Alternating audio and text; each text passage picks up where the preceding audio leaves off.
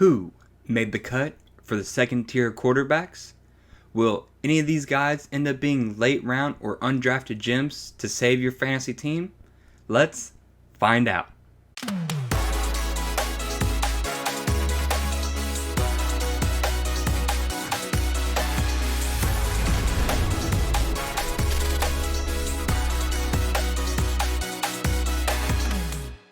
What is going on, guys? It's Wade here with Tongues Cat Gaming and Sports, and we are back with our sports podcast episode number 7. And today we're moving from sports podcast more to fantasy football area for the next couple weeks as we're really gearing up for the fantasy football season. And today we're going to start off with, of course, the quarterbacks. We'll be looking at tier 2 quarterbacks, which are quarterbacks that should finish the year between 24 and 13 best in the NFL. But before we kick it off in today's episode, we do have some notes from around the league. And starting off with the one that is the most important, the biggest. We are so hyped because baseball is officially back. Whether you're a baseball fan or not, you should be excited for this simply because we are now finally going to have sports. Basketball should be beginning around this time as well. We already have NASCAR and golf. If you're not one of those fans, that's okay, but baseball is finally back. But we do have some interesting kickers to the season. Starting off, they will have a 60-game season.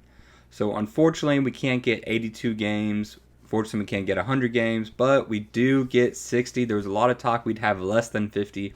So getting 60 is huge. The regular season will begin either July 23rd or 24th, and players will report by July 1st for a quick spring training. That is the key right there. Getting these guys in next week, obviously, and hopefully everything will run smoothly so that we can kick off on either the 23rd or 24th. So how are they going to be dividing up these games? They will play 40 matchups against their division. So AL East will all play 40 games against AL East teams. NL East will play against those guys. AL South or AL Central, and so on. And then the other 20 games, that will be against their geographical division. So AL versus NL East, NL Central versus AL Central, AL East versus AL West versus NL West. So that is going to be really, really cool because we don't really get to see that as much. But of course, this will be more geared towards that. So you're going to have Dodgers versus Astros. You're going to have Mets versus Yankees. You're going to have a lot of rivalry divisions from outside the league that you don't really get to see as much. So this should be a very, very fun, quick season, in my opinion. I think it'll be fun. It should be interesting. Another huge thing that they implemented, there will be a DH in the National League. Yes, so gone will be the pitchers this year, at least hitting, as we will have a DH in the National League. And I think this will probably stick for the foreseeable future. I kind of hope it sticks just because the pitcher hitting it's a crapshoot. Sure, it's really fun whenever he gets a hit or he gets a home run, but for the most part, they're just going up there and just letting you throw 3 pitches and get them out. I mean, so this will just be better and more fun, I think, especially fantasy-wise. This will help fantasy big time too. There is going to be a trade deadline. The trade deadline will be August 31st. Another big change, players will be tested every other day for the COVID virus. And then this is the biggest of them all, extra innings. The runner will start on second base to begin extra innings. I'm kind of surprised at this. I figured they would have at least played a couple innings before implementing this rule. Figured they might have played 10 or 11 innings and then implemented the rule in the 12th. But no, starting with the top half of the 10th inning, there will be a runner on second base. This is supposed to help eliminate long inning games, 15, 16, 17 innings. We'll see. This kind of has disaster written all over it, I feel like, especially for relief pitchers. But Whatever, they implemented this in the minors. So the minors actually have been doing this for, I think, at least the past 2 years, maybe just 1 year. But the minors did implement this a few years ago. There will be no licking, touching, spitting, or even yelling. Boy, I sound like I'm in an elementary classroom. This is supposed to help eliminate the spread of the virus, obviously. And then the playoffs, unfortunately, have been untouched. So we will have our normal playoff format.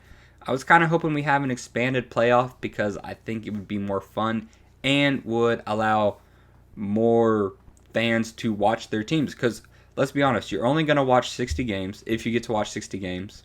And if you're a team like the Marlins or a team like the Reds, oh boy, we only got to watch 60 games of our team and now we don't get to see them anymore. I really thought an expanded playoffs would have been the more wise decision and provided more revenue for the league. But you know what? I don't make those big bucks like the MLB commissioner does, so I have no say.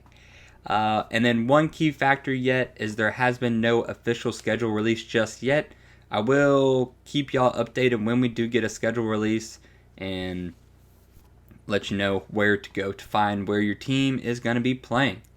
So that will be it for our quick news from around the league. And let's kick it off with our first quarterback ranking.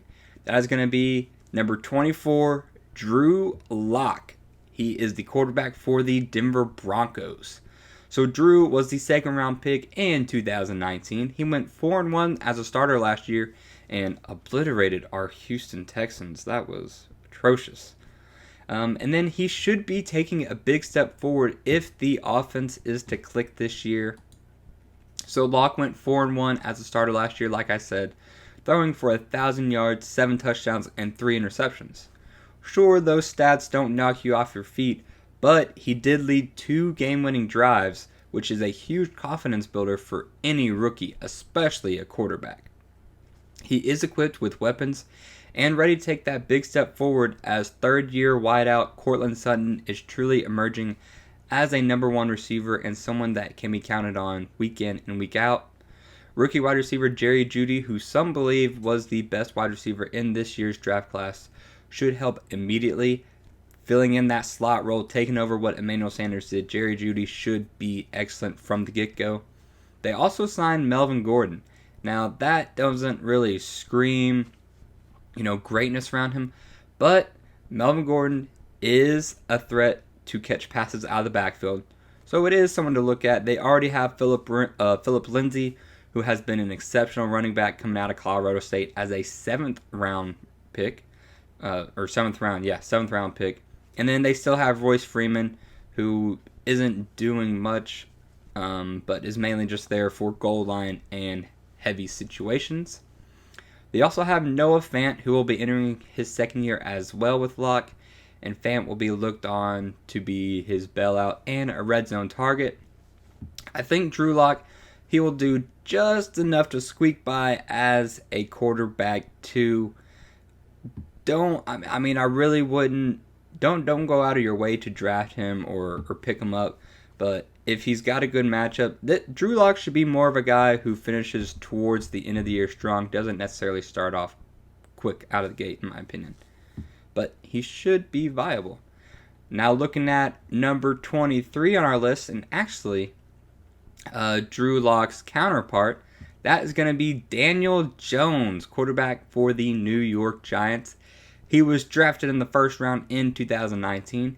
He went 3-9 as a starter last year, but he had 3 4+ touchdown passing games as a rookie. So Daniel Jones, tons of people were mocking this draft pick as he was drafted 6th overall. Ton of people saying he was way, way overdrafted. However, he definitely put those mockings to a shush, at least fantasy-wise. He did rather well for a rookie quarterback. He passed for over 3,000 yards and had 24 touchdowns to just 12 interceptions, and he even chipped in 270 rushing yards and 2 more scores on the ground. This stat is pretty crazy though. With his 3 4+ passing touchdown games, he had as many as Troy Aikman and Mike Vick had their entire careers. So pretty crazy. That just kind of shows how the game has changed from when those guys played to when it is now. That Passing is a huge aspect of the game, and you have to take advantage of it. Daniel's main area of struggle, though, besides playing for the New York Giants, that would be his fumbles. Of his 18 fumbles, only 3 were recovered. So ball protection has to be much better if Daniels wants to continue to shut the haters up, because if not, New York is going to run him into the ground. Moving on to quarterback number 22. That is going to be Derek Carr, Las Vegas Raiders. That is going to be more fun to say than the Oakland Raiders. I feel like Las Vegas, that is going to be pretty interesting. I am excited to see just kind of what this team does this year, of course. So Derek has been the starting quarterback since being drafted in 2014. And I got to say, it feels like he's been in the league a lot longer than just 2014. He only has 1 winning season as the Raiders quarterback. And that was actually in 2015 when he unfortunately was making case to be MVP and he broke his leg. He won't be a free agent, though, until the 2023 season. But will he even make it that long as the quarterback for the Raiders? Who knows? So Derek Carr, last year was obviously his first year with head coach John Gruden, and Carr responded by having his highest completion percentage and quarterback rating of his career. He also excelled on third downs, leading the league in passing yards and passing touchdowns. However, for the 3rd year in a row, he had under 22 passing touchdowns. He finished 2019 with 4,054 passing yards, 21 touchdowns, and 8 interceptions. That is just not going to get it done in today's day and age. You can throw all the yards you want, but you got to turn those yards into touchdowns. And only having 21 is unacceptable now. The Raiders keep saying Carr is their guy, but with every quarterback rumor, the Raiders are attached to it. With Cam Newton, with even Tua, and potentially Joe Burrow, there were always rumors that the Raiders are exploring at moving up and taking one of those guys. Of course they didn't, but we'll see what they do. Can newcomer Henry Ruggs help change Derek Carr into the possible MVP form he briefly was in 2015? I don't know. Maybe. The problem is that he's going to have to connect with Henry Ruggs, as Henry Ruggs is a speedster. If you can't connect, you're not going to get those bonus points. Or will this be the best we will ever see from him? The clock is ticking in the desert, and both Gruden and Carr might not survive much longer. I'm going to give Carr one more chance to show just what the type of quarterback he can be in this in this Las Vegas Raiders new offense. But I think I would much rather be happier with the man we're about to talk about next, and that is going to be Mr. Gardner Minshew. Minshew Mania, mustache boy. You gotta love this guy. He comes in at number 21 overall, quarterback for the Jacksonville Jaguars. And yes, I think he will finish better than a couple of these other quarterbacks.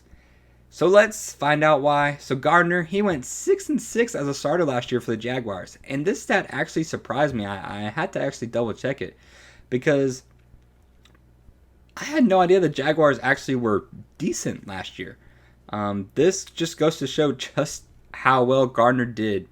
The Jags traded away Nick Foles, and they brought in no competition for him this season. So it's Gardner Minshew's show for 2019, and Minshew Mania is back for a full year. Shout out to my brother Kyle.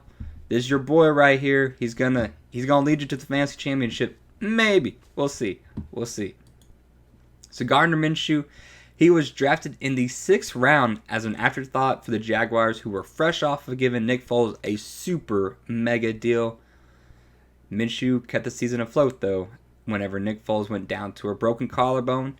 Minshew did take, I want to say, a half, maybe a full game, whenever Nick Foles came back healthy, and then it was Minshew Mania once more. With Nick Foles gone with the win, Minshew Mania has a chance to supplant himself in the league and show he truly belongs in the NFL. As a rookie, he had 3,200 passing yards, 21 touchdowns, and only 6 interceptions. He also has pretty good running ability. as he totaled the 5th most rushing yards among quarterbacks with 340. So this guy will also chip it in there on the ground, which is really, really important to quarterbacks. They don't get any negatives when running with the ball. So, of course, anytime a quarterback runs 20 yards, that's going to be 2 points, just like a running back. So that is huge right there for boosting Gardner Minshew up from, 24, 22 to potentially 19, 18, 17. He also doesn't have very bad wide receivers either. His wide receivers are pretty decent. So his wide receivers, he's led by D.D. Westbrook and D.J. Chark. Gardner could turn heads once again and possibly sneak the Jaguars into the playoffs. However, I see that being the best case scenario and would probably mean some form of the AFC South teams would have to have had a major injury. Maybe Deshaun gets injured, breaks his leg or something. Phillip Rivers maybe has a bad year. Ryan Tannehill, the Titans sink. So the Jaguars could potentially be playoff spoilers. Nonetheless, Minshew Mania will do just enough at the end of the games to make you happy for grabbing him late, as I think they'll put up quite a bit of garbage points or streaming him, but he won't blow your matchups out of the water, of course. Don't expect any 40-point games or 35-point games. Expect more about 20, 25-point games from Gardner Minshew. Moving on to number 20, that is going to be Jimmy Garoppolo, quarterback of the San Francisco 49ers. Jimmy finally stayed healthy for a full season and led the 49ers to the Super Bowl. Unfortunately, they did lose to the Kansas City Chiefs. He had the lowest average depth of target in the NFL at just 6.5 yards. So that means whenever he was targeting his wide receivers and completed it to them, they were only 6.5 yards past the line of scrimmage. This offense mainly runs through George Kittle, who is one of, if not the best tight ends in the league right now. So Jimmy G finally stayed healthy and showed everyone just what he can do when surrounded with great weapons. Jimmy spent the first 3 years backing up Tom Brady, and it sure looked like he took note as he fed George Kittle, their starting tight end, and Deebo Samuel, their rookie wide receiver, on quick hitting crossing routes and drags, which is exactly just like the Patriots offense. Of course, when Gronk and Julian Edelman were at the prime of their careers. And then, of course, he'd let those receivers do the rest after the catch. For the season, he had almost 4,000 passing yards, 27 touchdowns, and 13 interceptions. With Deebo entering his second year and Emmanuel Sanders, who got traded midway through the season, having a full-ish offseason to work with Jimmy, I think it is very easy to see him hit over 4,000 passing yards and 30 touchdowns, especially with Kittle only getting better. Moving on to Mr. number 19, that's going to be Joe Burrow, Cincinnati Bengals. So I won't spend long on him as I actually already have a very in-depth video over him, and I will link that in the description down below. So make sure you go check out that video. It goes over all the first round rookie quarterbacks, so make sure you check that out. So Joe, he was the first overall pick in this year's draft. He led the LSU Tigers to the national championship and won, of course. And he is in a much better rookie situation than most quarterbacks find themselves in. So, what can Joe Burrow do? What can you expect out of him this year? Joe looks to be the next big thing, similar to when, in my opinion, Deshaun Watson entered the league. Of course, the same year Deshaun entered, you had Mahomes and Mitchell Trubisky, but neither of those guys were as high as this guy should succeed from day one, as Deshaun was. And of course, Deshaun and Patrick have done great. So I do expect Joe Burrow to be in a similar situation. Now, that doesn't mean he won't have rookie struggles. Of course he will. But the offense he has is good enough to make him a mid-tier quarterback with slight, and when I mean slight, I mean probably 10% or less chance to be a quarterback one. With A.J. Green hopefully fully healthy for a full season, another year of Tyler Boyd, Joe Mixon, this offense is looking pretty good. Their defense isn't very good, so the Bengals will be having to come from behind quite a bit. So you could see quite a bit of garbage time scores, and fantasy people love them. And I'm calling it right now. Burrow's first official NFL start will be September 13th at home against the Chargers at 3 p.m., and he will throw for 3 touchdowns. Burrow is going to throw for at least three touchdowns his first game. So tune in. make sure you watch. All eyes will be on Mr. Joe. Moving on to player number 18, that is going to be Jared Goff, Los Angeles Rams. Jared is entering his 4th season in Sean McVay's offense, his 5th overall. He had his worst counting stats offensively since his rookie year, and he did lose Brandon Cooks and Todd Gurley this offseason. So Jared Goff and the LA Rams took quite a step backwards just 1 year after reaching the Super Bowl. Goff had his most passing attempts to date, around 620, which created 4,600 passing yards, but he had an unflattering 22 touchdowns and 16 interceptions. That's just not going to get it done, buddy. If you're going to throw for 4,600 yards, I at least want 30 touchdowns. At least. That's a minimum. If not, if you don't have 30 touchdowns, you better have 29, and your running back better have 15 touchdowns. Luckily, though, for Goff, he still has Cooper Kupp and Robert Woods, who are terrific receivers. You can argue all you want about if Todd Gurley is still good, but regardless, teams still had to respect his presence on the field, as he was a threat running and receiving out of that backfield. They did bring in a new running back, but of course, you never know how rookie running backs will handle the NFL. Has Sean McVay been figured out? Or is this the best Jared Goff will ever be? I'd vote on the latter, on this being the best Jared Goff will ever be, but I can't ignore the work McVay has done just yet, and hoping he can still unlock just a bit more magic from the enigma that is Jared Goff. We will see what McVay can do with him, but I don't think Goff is going to be any much more than what he already is. Okay, moving on to number 17, that is going to be Phillip Rivers, Indianapolis Colts. And before we go any further, yes, I know I have a picture of a NBA basketball player, that is Malcolm Brogdon. The reason I have a picture of him is because he is in Indiana, and Phillip Rivers will then be in Indiana, and I didn't want to Photoshop a picture of Phillip Rivers' face onto a Colts uniform. So just pretend that Phillip Rivers is wearing an Indiana jersey, and he's Indiana, and not Chargers anymore. Okay? Alright, good. So, the Colts signed Rivers to a 1-year, $25 million contract. He had his worst season to date last year, and I think he's got 2 years left before he retires. So he'll play this year, he'll play next year with the Colts, and then he will hang it up. So Rivers has been with the Chargers his whole career, and seeing him in Colt blue instead of Charger blue will be very weird. Also, being a Texan fan, it will be weird cheering against him, as I'm usually always cheering for him when he plays. I like the Chargers. They're more of an underrated team. Of course, they don't get the fan backup and the media spotlight that you would like to see, but I always like the Chargers. He's one quarterback who I always wish could have reached the Super Bowl, and the Colts give him one of his best chances at this stage of his career, behind an elite O-line and playmakers on offense everywhere, and an actually solid defense. This kind of scares me just a bit with Phillip Rivers being a Colt now, because when Phillip catches fire, he's one of the best quarterbacks there is in the NFL. However, the biggest deterrent to Phillip's ability to succeed is himself, actually, as he's a gunslinger, so he's going to take chances on nearly every throw. Last year, he attempted the 4th most deep passes, which are balls that traveled more than 20 plus yards, and he only completed 27 of 79 of those. However, 9 of those were intercepted.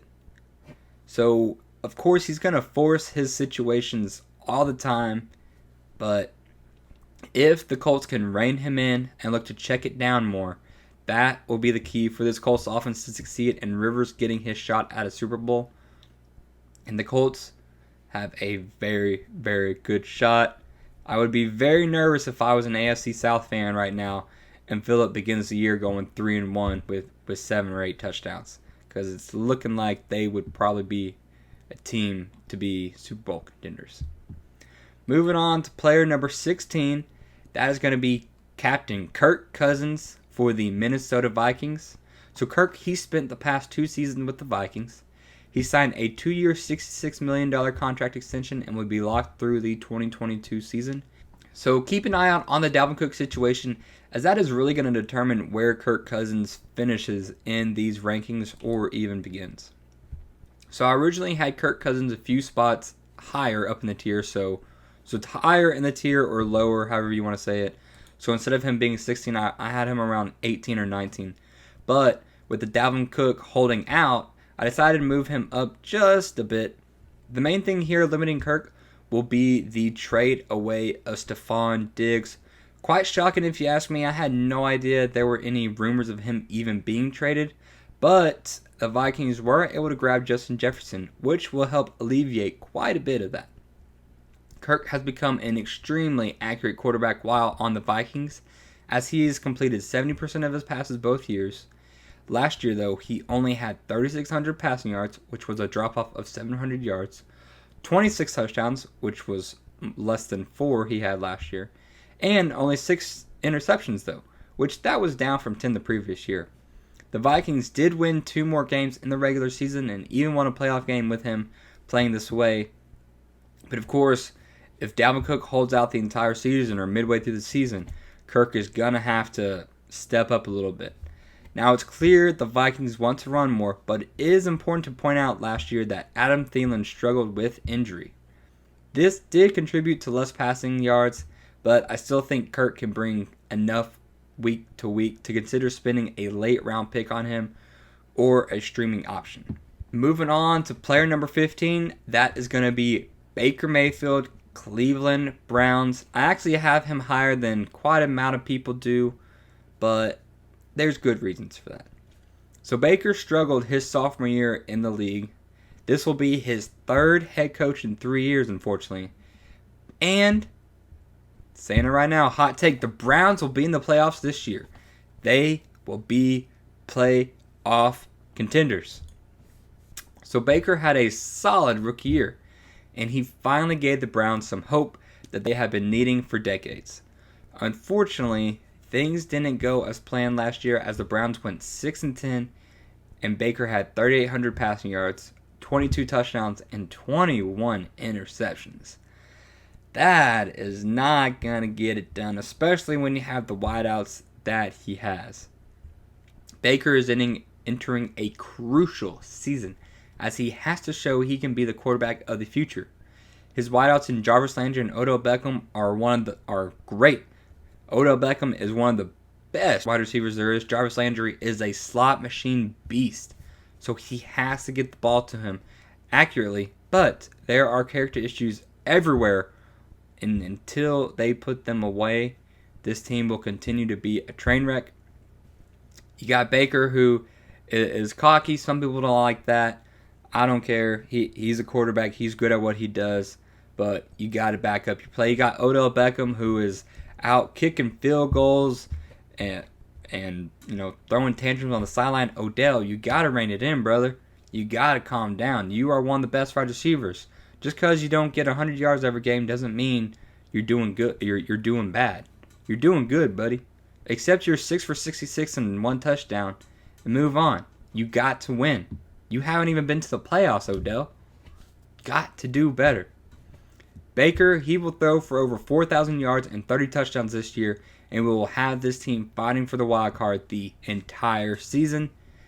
And they're going to go 10-6 and sneak their way into the playoffs. Moving into player number 14, that is going to be Carson Wentz, Philadelphia Eagles quarterback. He is entering his 5th year in the league already, and it seems kind of crazy because doesn't seem like he's been in the league that long, but already 5 years in the league. He did sign a 4-year extension last offseason, and he won't hit the market until 2025. However, is the injury bug over? That is going to be Carson Wentz's biggest issue, as he continues to show week in and week out that he belongs in the NFL. Coming out of an FCS school, North Dakota State, he had many doubters. Some are gone, but there are still just a few biting at him. He's always produced when healthy, though. Unfortunately, though, the Eagles haven't won a playoff game since they won the Super Bowl in 2017. And that was led by Nick Foles, of all people, as Foles finished off the season and then all the playoff games. So Wentz hasn't won a playoff game as a starting quarterback. Wentz has great stats, though, as he had 4,000 passing yards, 27 touchdowns, and only 7 interceptions. Also, don't let his big frame fool you, as he also chipped in over 250 rushing yards. So this guy, he is going to fight. He's going to go in and day out and get it done. But what is hurting Wentz the most, though, is outside of Zach Ertz, his tight end, he doesn't have much help. Alshon Jeffrey is his number one receiver, and Jeffrey is a banged-up wide receiver. He had a abdominal issue last year. I can't even remember how much he played, but it wasn't a lot. They have Deshaun Jackson, who is past his prime, and it seems like there's always a new running back getting the start week in and week out. However, if Wentz can finally get some consistency in his play, you're looking at a very dangerous quarterback here that is borderline top 12. Last year, he had great stats with not very good wide receiver help. So imagine if you can get just a little bit more consistency there. That's going to boost him from quarterback 16, quarterback 15 to easily quarterback 13, possibly quarterback 12, quarterback 11, if everything goes his way. I would absolutely target him in the late rounds or as an undrafted quarterback to lead your team to the fantasy playoffs. And finishing off with a crazy player here. That's going to be Aaron Rodgers. Yes, I left Aaron Rodgers outside the top 12 of quarterbacks. Mind-blowing, but there are good reasons for that. So, of course, Aaron, quarterback for the Green Bay Packers. He has 3 years in a row now that he has thrown for 26 touchdowns or less. Not 26 or more, 26 or less. The Packers are wanting to run the ball more. And will Jordan Love force Rodgers out the door? Will Rodgers force Rodgers out the door? What is going to happen with the Green Bay Packers? There is a lot of drama here. And I kind of wish Hard Knocks had been able to pick the Green Bay Packers. But, of course, they could not have because this would be a very interesting show. So, Aaron Rodgers, it almost feels like it's against the law to have Aaron anywhere outside the top 5 quarterbacks, let alone the top 12. However, that is where we are now entering this year. Now, of course, I do have him at 13, so he is very fluid. But regardless, let's dig into it. Last year, Rodgers threw for 4,002 yards, 26 touchdowns, and only 4 interceptions. So he is still limiting his interceptions like he has always done. He is never going to throw more than 7 or 8 interceptions in a season. That is just something he is great at. He can thread the needle better than any of them. He's still mobile, though, as he's picked up 183 rushing yards last year, but gone are the days of him getting around 300. The main problem here with Rodgers is outside of Devontae Adams, there is nothing. I mean, nothing. So, some of his wide receivers, Marquez Valdes-Scantling, EQ St. Brown, I don't know how to say his first name, so EQ St. Brown, nothing. Alan Lazard, nothing. Jake Kumarov, nothing. If you don't know these people, that's because you don't need to know them. They aren't anything. They're nothing. We have drafted these guys in fantasy before, and they haven't done a dadgum thing. The list goes on, and these guys can't get it done. The Pack did bring in Devin Funchess, so maybe there's something there, but don't get your hopes up. The Packers look to be wanting to run the ball more as they have Aaron Jones, who is turning heads, but then they just drafted A.J. Dillon in the second round, so this whole situation is murky. They needed a wide receiver more than any other team in the league. They didn't draft a wide receiver or even trade for a wide receiver. For fantasy purpose, Rodgers, he will do just enough this year to make you happy, but not exuberant. Gone are the days of him putting up 45, 40 points, 35 points. If he throws for 4,000 yards and more than 30 touchdowns, I'd be shocked. I would honestly be shocked. But we'll see what he is. He is going to be playing for a different team next year. Potentially this year. I mean, maybe there's going to be a midseason trade. I mean, maybe, but he will not be a Packer after this year. There's no way. There's no way. And hopefully, when he gets a new team, we can get our boy back. Mr. Rodgers, doing the touchdown dance. We need that back. We need the bad boy back. So that will be it for today's episode, ladies and gentlemen. Next week, we will be diving into the top 12 quarterbacks, obviously, 1 through 12. And there are a couple shakeups there, which I think are going to surprise you. But there's always one or two who surprise you. If you play in a 2-quarterback league or a big league, I play in a 2-quarterback league, you need to study these guys and find one or two that you would be willing to use week in and week out. Someone from this list, or perhaps even later in a later tier, will end up being a top 5 quarterback that has more luck than anything. So don't worry about that. Just try to find someone who you trust that you can use day in and day out. Hope you liked what you saw. If you did, smash that thumbs up button. Subscribe if you haven't already. And don't forget to tune in next week as we look at the top 12 fantasy football quarterbacks for the 2020-2021 season. This has been Wade with Tongue Sky Gaming Sports. Don't forget to put God above all. I'll see you next time.